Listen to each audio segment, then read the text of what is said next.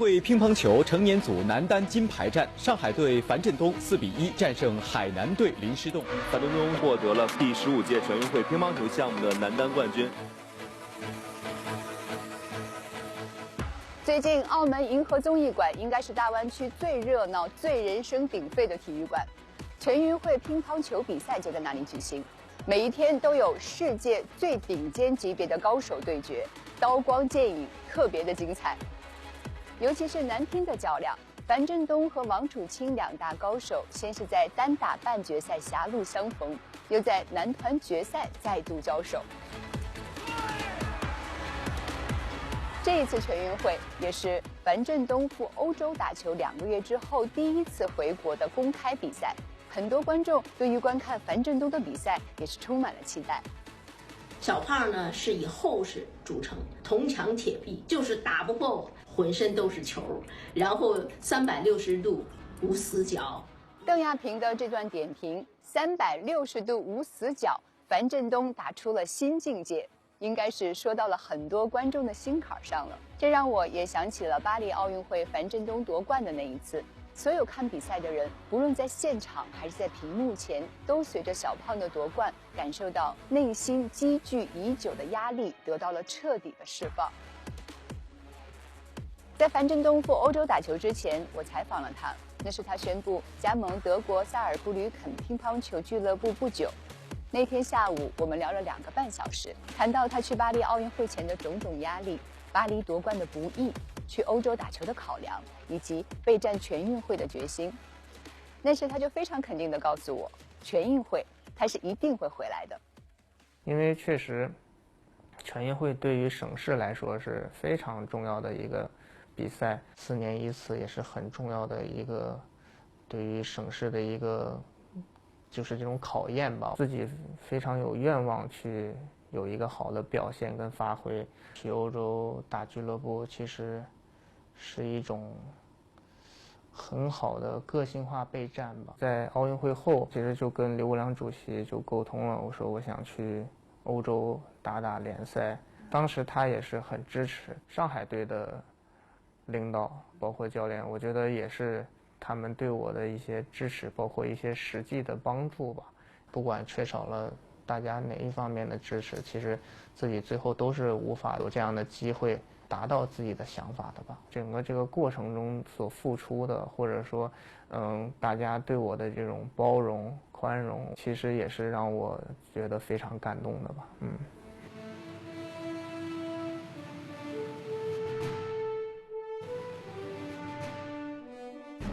其实，在全运会之前，樊振东已经有1年多的时间淡出乒乓球国际赛事了。巴黎奥运会之后，樊振东经历了不为人知的困扰和压力。2024年年底，樊振东做出了令人意外的决定。2024年12月27日，樊振东在微博声明，由于巴黎周期遗留了巨大心理消耗，除了2025年全运会确定参加，自己对未来职业生涯尚未展开具体规划。WTT 颁布了运动员不参赛就罚款的新规，个人实在无力承受，但依然尊重国际组织，只能选择退出世界排名。词条瞬间登上热搜。巴黎奥运会之后，你就没有再参加国际比赛了。你做这种休息和调整，是从什么时候开始有的想法？我觉得可能大家不能理解吧，更多看到的可能是我在巴黎奥运会上2块金牌，但其实确实作为我来说，我更清楚自己的这个状态。我打完奥运会自己真的感觉很累，是发自内心的那种，而不是说只是身体的。在这样一个周期结束，我应该好好的去考虑，至少要让自己保证这样的身心健康吧，我觉得这是第一位的。经历了24年，整个这1年，不管是起还是伏吧，我觉得我更应该选择自己最需要的东西。可能在那个阶段，我觉得我确实最需要的就是调整、休息，要不就何谈继续。停止了参加这些国际比赛了之后，网络上也会有很多的声音。你看到了这些声音的时候，你心里是怎么想？说实话，这也是奥运会后比较困扰自己的一个新的点吧。奥运会前可能有一些这种网暴啊，或者说饭圈的攻击谩骂，可能大家是因为万众瞩目的这个节点，这个盛会关注度很高。但是奥运会后，我想有一些调整空间。但是明明我没参赛，讨论热度完全没有说下来，而且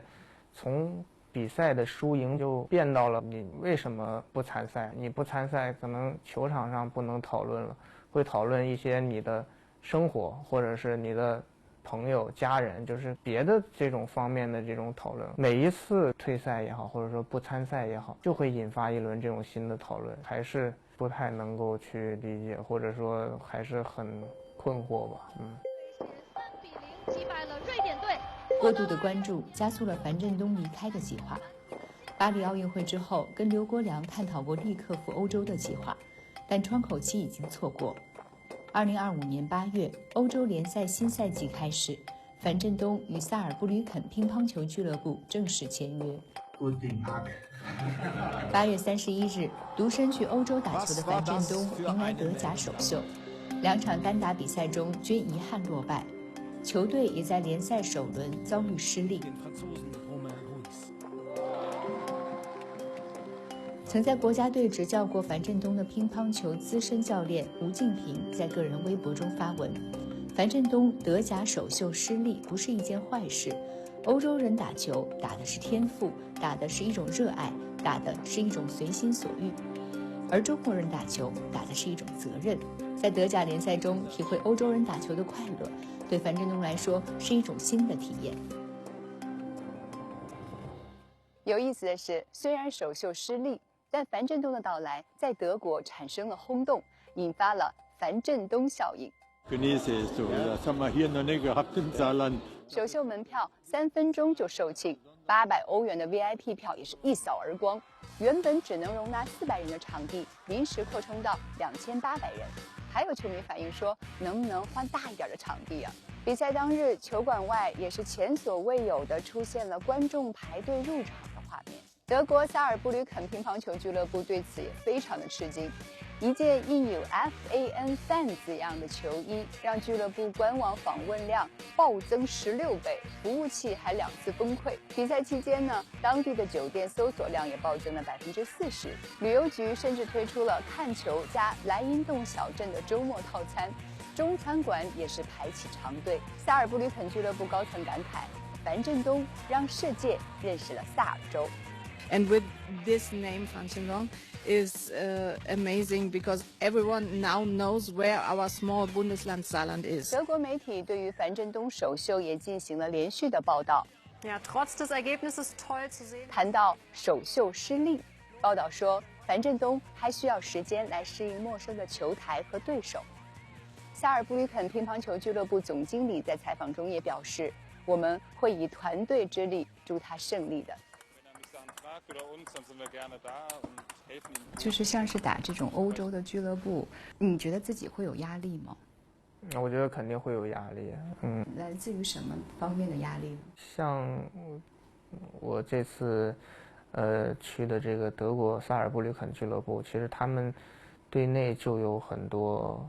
水平非常高或者世界排名在前10、前20的运动员。首先，我觉得队内这种训练对抗团队氛围肯定会很好，然后也会是一种很良性的这种竞争。像德甲，包括还有这个欧冠，他们参加的这些比赛水平对抗也都是很高的。所以我是觉得比赛嘛就应该有一些压力，这样也能够让你在比赛中有更好的发挥。我觉得中国乒乓球选手或者运动员到国外就好像是国内的孩子们学数学一样，就是打遍天下无敌手的那种感觉。我觉得并不会单方面的去考虑这个吧，自己也想去，就想看一下对，感受一下他们对乒乓球的一种态度，或者说他们对乒乓球的一种文化，在现阶段也是一个相对比较柔和的方式吧，就是让自己能够去就远离一些不好的东西，能够让自己能够去有一些空间去调整好吧。其实无论你走到哪儿，关注都不会变少。你去了欧洲打俱乐部，那个结果可能并非是你想象的那么美好的话，你会失望吗？如果是什么都只去看最后的结果的话，我觉得一个会忽略过程，再一个其实很多东西不是你随心去做的决定，你过程也会很累。没有人能保证一定会好，但至少你能够客观的用心的去感受，我觉得这就是很棒的一次体验吧。2025年9月6日，德甲联赛迎来第2轮比赛，樊振东在第2盘出战，3比1击败对手泽利科，取得首场胜利。此后他又在第4盘出战，3比1战胜对手贝塔斯迈尔，帮助俱乐部取得赛季首胜。赛后，贝塔斯迈尔表示难以置信，能够和他同场竞技一直是我的梦想。塞尔布里肯俱乐部发文为球队立下关键战功，樊振东也更新社媒，在球队以团队合作成就梦想为主题的大合影中用德语写下非常感谢。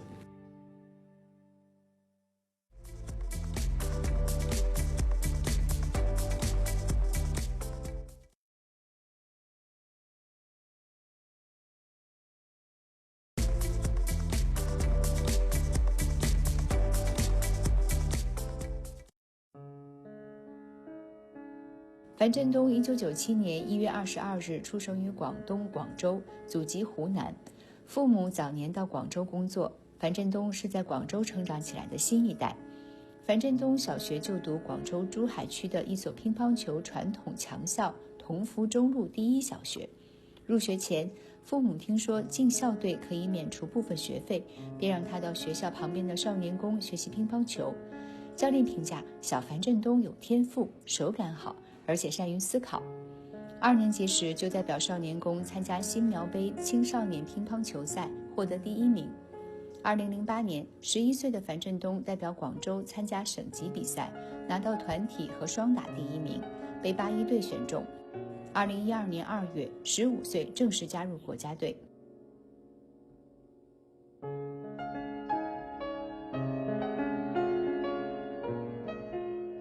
樊振东第一次踏上全运会的比赛是在2013年的辽宁全运会。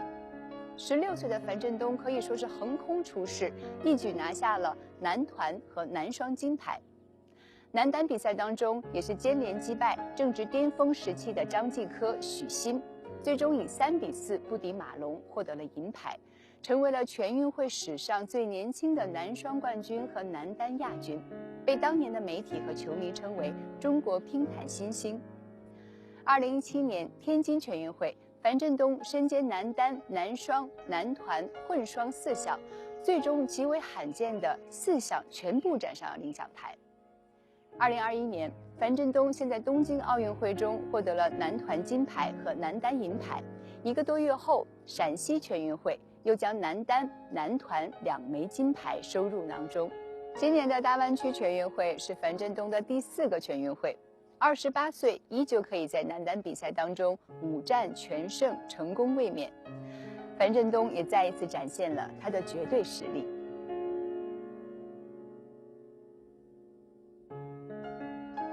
因为对竞技体育还是有很纯粹的一份喜爱，包括很多项目其实自己都看。如果算上看下来，可能也是一个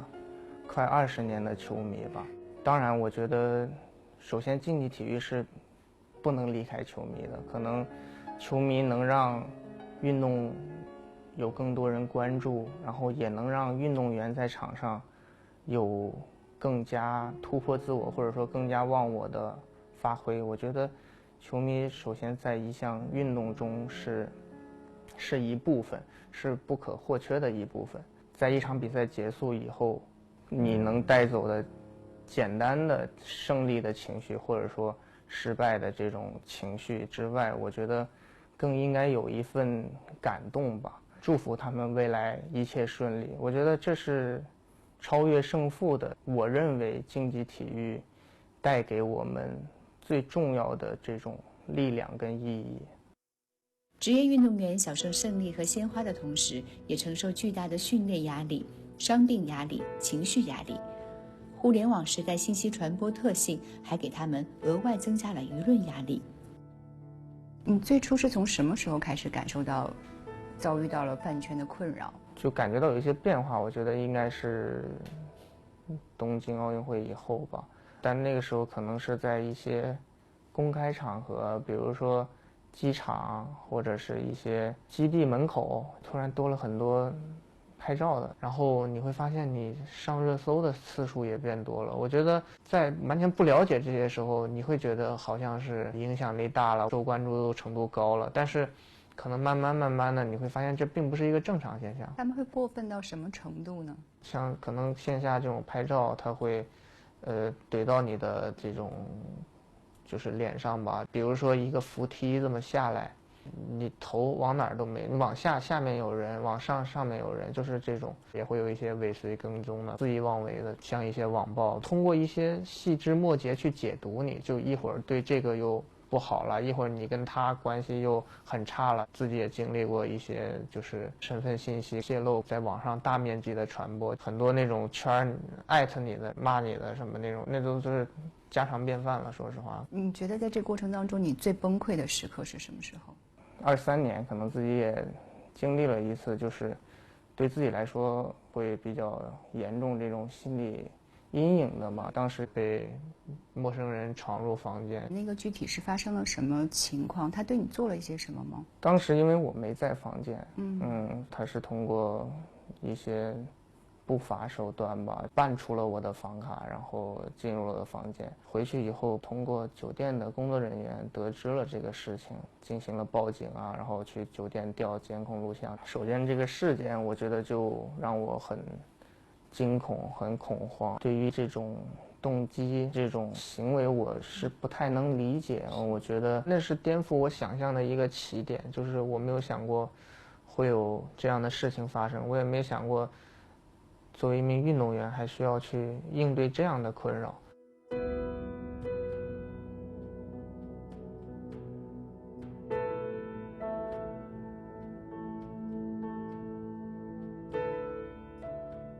在那个事件以后，我觉得自己对人多的这种情况，或者说再去比赛住进酒店的时候，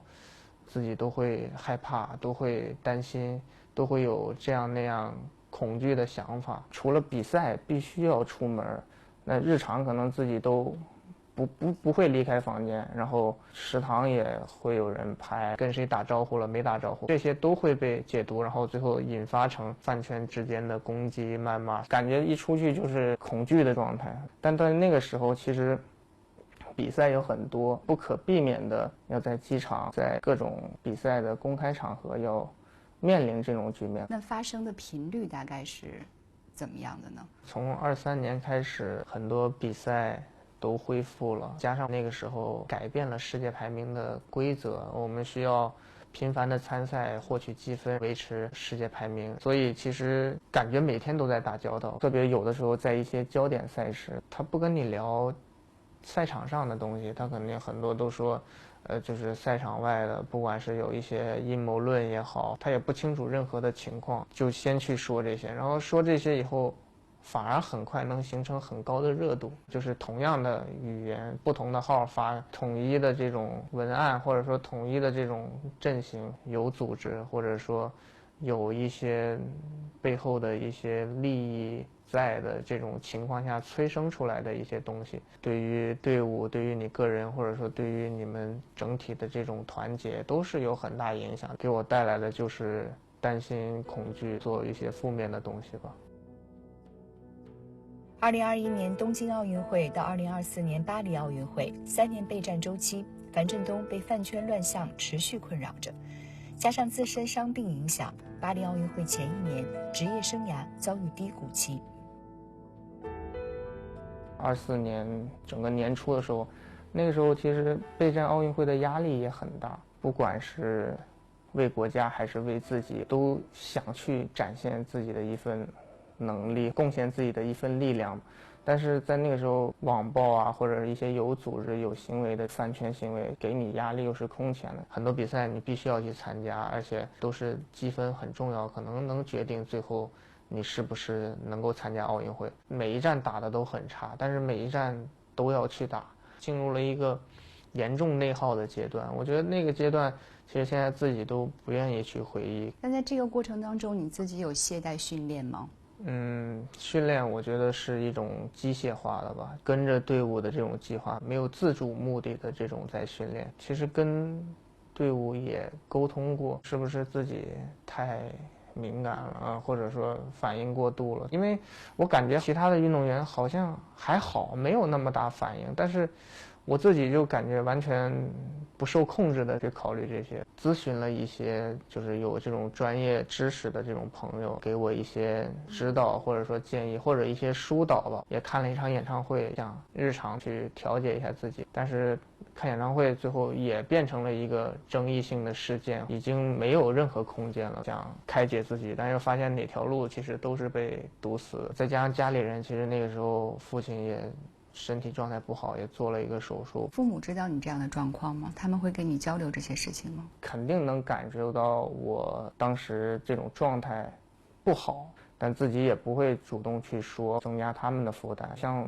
父亲做手术这种，他肯定压力也挺大。母亲也是，奥运会前他们也不想给我过多的压力，大家都是属于在这样一个比较替对方着想的这样一种状态下去沟通吧，报喜不报忧，都希望多做一些，但是好像又没有办法完全能帮对方分担更多，就这种感觉。经历了低谷，然后还有你的伤痛，包括这些饭圈的困扰，你现在回想，你觉得是一种什么样的力量支撑着你一路走上了巴黎奥运会的赛场？当然，面对目标是一个奥运会，我觉得才有这样就是所谓逼自己逼到极致的这种状态跟力量，你愿意为了它再去激励自己一次吧。这并不是一个好的情况，你每天要多付出很多，技术、心理、身体各个方面，在这种短的时间内，当时完全不知道自己是否能做到。国家信任我，队伍信任我，我在这个时候，我必须要去展现我全部的能力。我觉得也是对自己，我觉得有一个这种交代吧。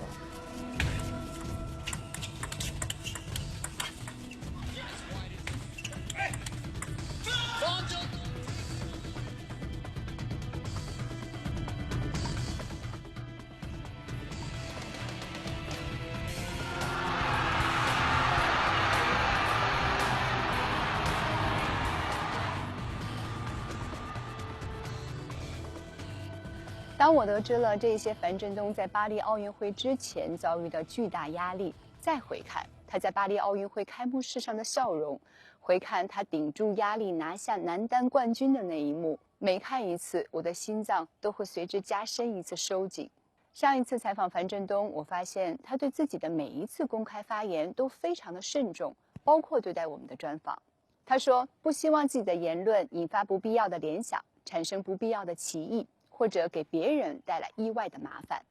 他希望用自己的慎重态度对抗网络中的恶意传播。今年5月31日，樊振东在社交媒体发布了一张观看欧冠决赛的照片。6月1日，德国萨尔布吕肯乒乓球俱乐部宣布，奥运冠军樊振东加盟球队。两条消息再一次引发了舆论的高度关注。你要去欧洲打比赛，这个消息发布出来之后，网络上仍然是很多不同的声音，包括你还会不会代表中国队去参加比赛，然后是国家队的一个损失，还有就是辜负了国家对你的培养等等等等。我不想恶意揣测啊，但我觉得首先这些是大家在并不了解事情全貌之前非常武断的去做出的这样一个表达或者说评论。对于中国乒乓球来说，最优秀的或者说最懂球的人都在我们的身边，他们当然会知道怎么样对一名运动员是更好的发展，或者说是更合适的一种方式吧。也不是说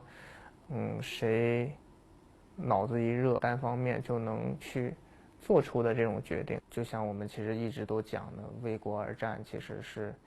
是我们这个集体最荣耀的事情，我们也一起努力地捍卫到了这样一份责任跟荣耀。然后除此之外，我觉得他们肯定也很关心我的这种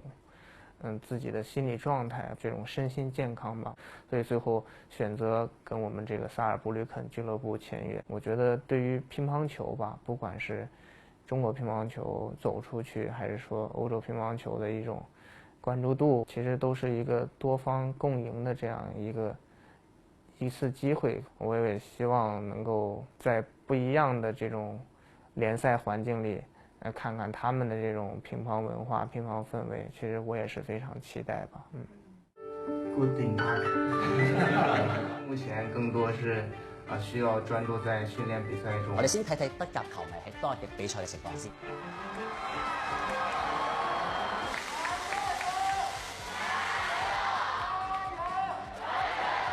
Das ist Watchinesen ein Vorbild und auch ein Nationalheld. Immer sehr fleißig. Absichtlich dafür, ja. So schön. Ich habe noch nicht diese gesehen. Es sind so viele Leute und die Leute sind sehr, sehr nett. Und Fan ist eine Superstar. 咁呢件事亦都睇到咧，世界排名可以刪除，但人生嘅排名從此置頂。